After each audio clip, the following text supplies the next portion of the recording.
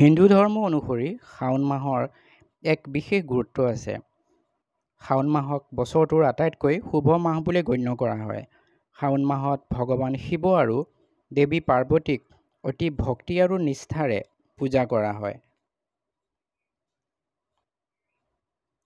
পঞ্জিকা অনুসৰি এই বছৰ শাওণ মাহত প্ৰতিপদ তিথি 21 জুলাইত 3:46 আৰম্ভ হ'ব আৰু 22 জুলাইত 1:11 সমাপ্ত হ'ব।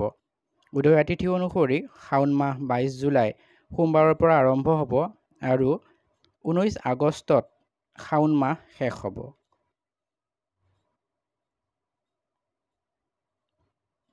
এই সময়ছোৱাৰ প্ৰত্যেকটো সোমবাৰ আৰু মঙ্গলবাৰ ভক্তৰ বাবে বহু বিশেষ হ'ব। 2024 চনৰ শাওণ মাহত 5টাকৈ সোমবাৰ ব্ৰত থাকিব। শাওণ মাহৰ প্ৰথমটো সোমবাৰৰ ব্ৰতৰ তাৰিখ হৈছে 22 জুলাই, দ্বিতীয়টো 19 জুলাই, তৃতীয়টো 5 আগষ্ট, চতুৰ্থটো 22 আগষ্ট আৰু পঞ্চমটো 19 আগষ্ট। এই মাহত ভক্তসকলে ভগৱান শিৱ আৰু দেৱী পাৰ্বতীক প্ৰাৰ্থনা কৰে। তেওঁলোকে শাওণ মাহৰ প্ৰতিটো সোমবাৰে উপবাস পালন কৰে। এই দিনকেইটাত নিষ্ঠাৰে ভগৱান শিৱক উপাসনা কৰা হয়। অবিবাহিত মহিলাই প্ৰতি মঙ্গলবাৰে মঙ্গলা গৌৰী ব্ৰত পালন কৰে, যিটো শাওণ মাহতে পালন কৰা হয়। কিছুমান যুৱতীয়ে এজন আকাংক্ষিত স্বামী পাবলৈ 16 সোমবাৰৰ ব্ৰত পালন কৰে আৰু তেওঁলোকে ভগৱান শিৱৰ পৰা আশীৰ্বাদ বিচাৰে। ইয়াৰ উপৰিও এই মাহতে শিৱ ভক্তসকলে বোলবোম পালন কৰে। শাওণ মাহত অনুষ্ঠিত হোৱা এই বোলবোমত শিৱ ভক্তসকলে পবিত্ৰ নদ-নদীৰ জল কঢ়িয়াই আনি শিৱলিংগক স্নান কৰোৱায়।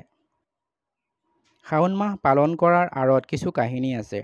হিন্দু শাস্ত্ৰ অনুসৰি সমুদ্ৰ মন্থনৰ সময়ত ভগৱান শিৱই সাগৰৰ পৰা ওলাই অহা সকলো বিষ পান কৰিছিল বুলি বিশ্বাস কৰা হয়। ভগৱান শিৱই এই বিষ পান কৰিছিল কিয়নো তেওঁৰ গোটেই পৃথিৱীখন ধ্বংস কৰাৰ ক্ষমতা আছিল।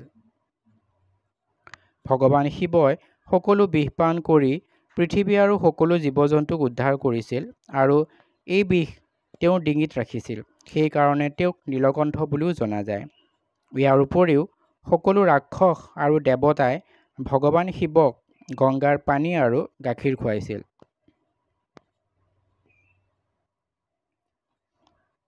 যাতে সেই বিপদজনক বিষৰ প্ৰভাৱ হ্ৰাস কৰিব পৰা যায়।